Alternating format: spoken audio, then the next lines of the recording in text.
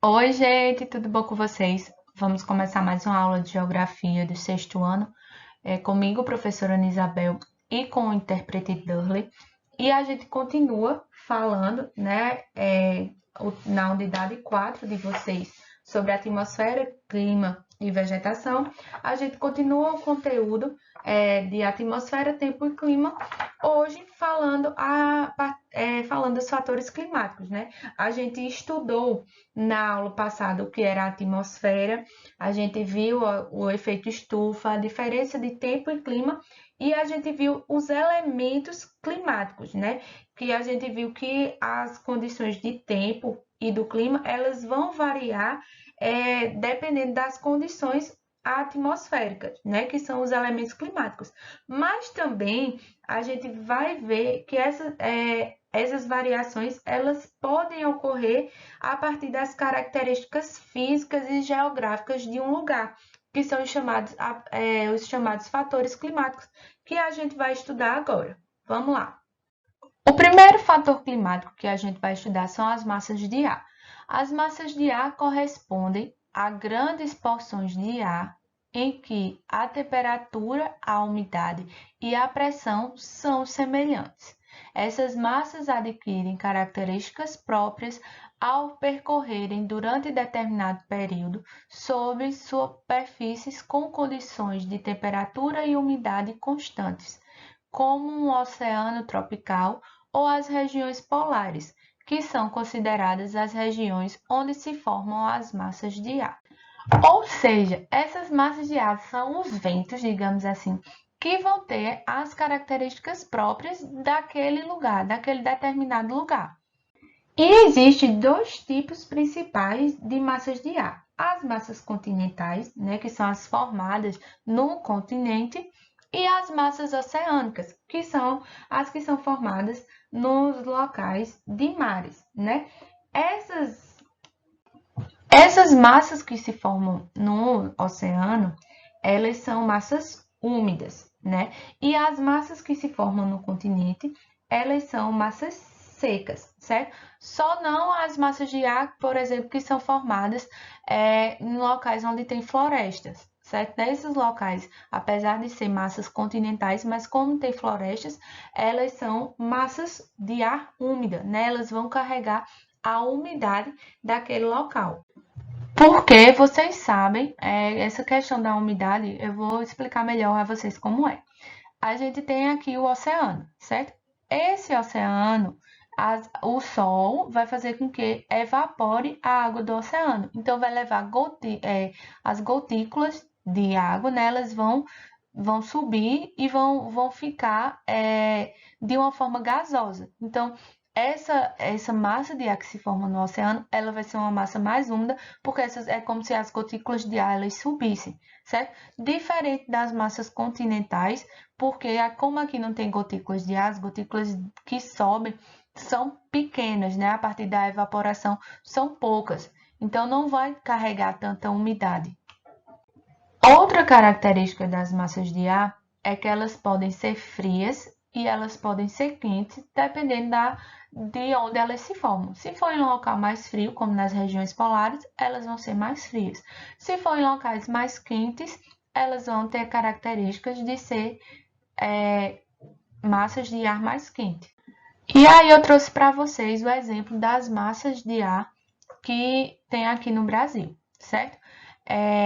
Essas massas de ar, que é a massa equatorial continental, massa tropical continental, massa tropical atlântica, massa equatorial atlântica e a massa polar. E aí a gente tem a característica, pronto, a massa polar, ela vai ser uma massa de ar fria e vai ser uma massa de ar úmida. A massa de ar equatorial continental, ela vai ser uma massa de ar quente e vai ser úmida. Por quê? Porque ela está em cima da floresta amazônica.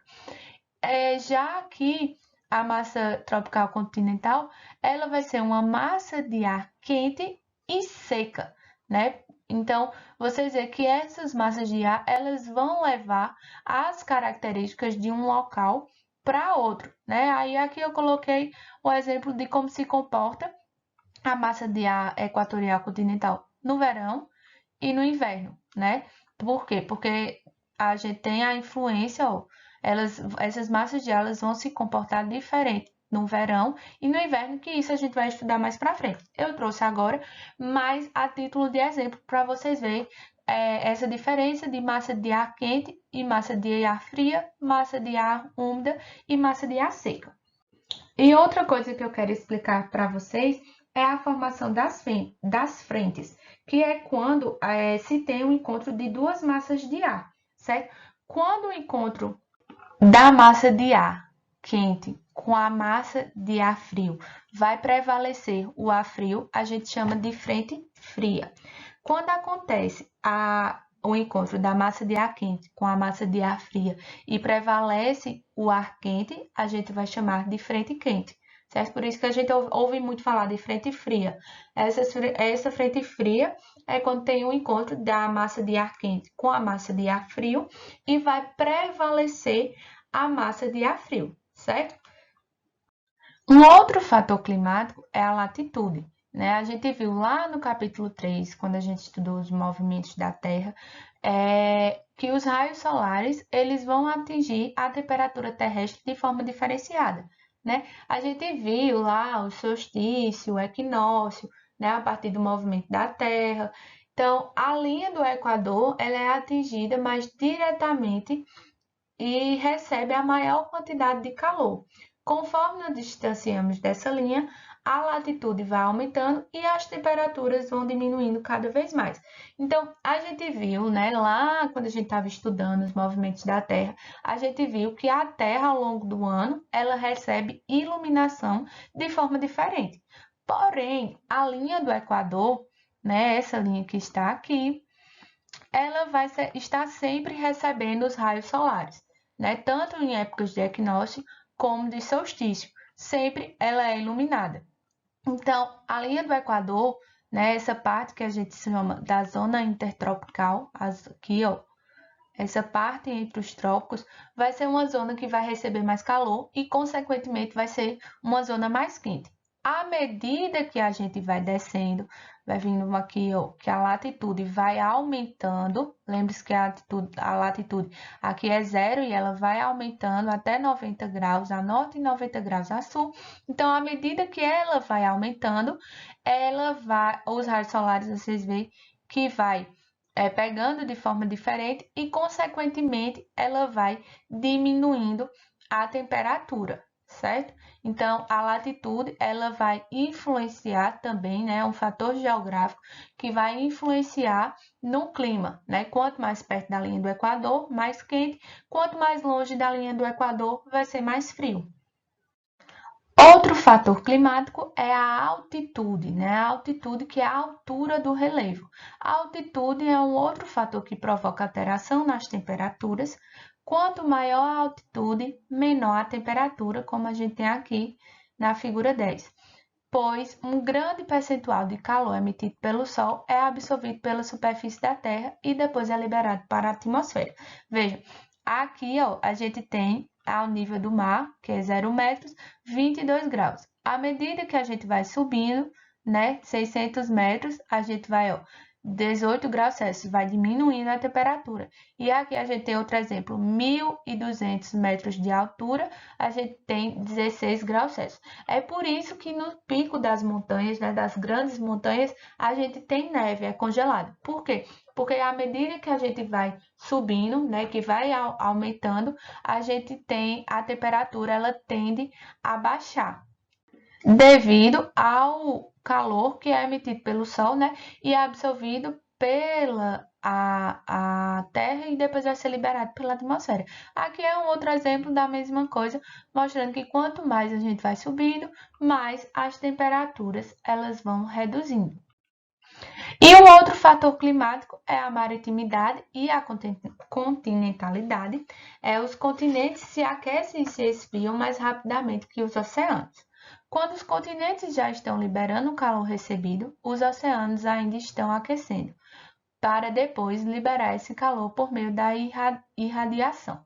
Por causa dessa diferença, o aquecimento entre a terra e as águas, ocorrem constantes trocas de ar quente e ar frio entre os continentes e os oceanos. Então, a gente tem aqui o exemplo da maritimidade e da continentalidade.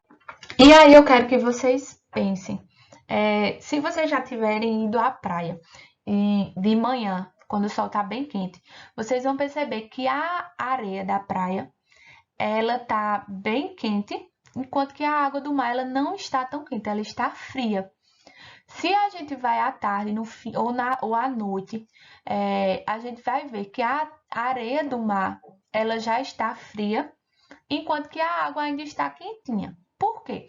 Porque a água do mar ela demora a aquecer, né? A água ela demora a aquecer com o calor do sol. Então ela vai esquentando de forma lenta e quando está à noite, ela ainda está quente. Então essa troca de calor, né, com a atmosfera da água do mar, a água do mar ela está quente, diferente das partes continentais.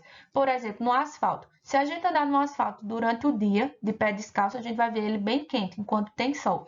Se a gente andar à noite, ele vai ter esfriado. Por quê? Porque a troca de calor, ela é muito rápida na parte continental. Aí aqui tem um exemplo do deserto, né? Que é onde é só areia. De dia, ele é bem quente e à noite ela é bem fria. Por quê? Porque troca de calor muito rápido com a atmosfera, os ventos vêm e essa troca de calor ela acontece mais rápida do que a troca da água. Então é por isso que nas cidades litorâneas, né, elas são quentes, né? Porque a troca de calor ela acontece de forma lenta. Então a água do mar ela ainda está quente durante a noite. Então quando ela vai trocando calor com a atmosfera, esse calor trocando, né, com a atmosfera ainda vai estar quente devido a isso, tá certo?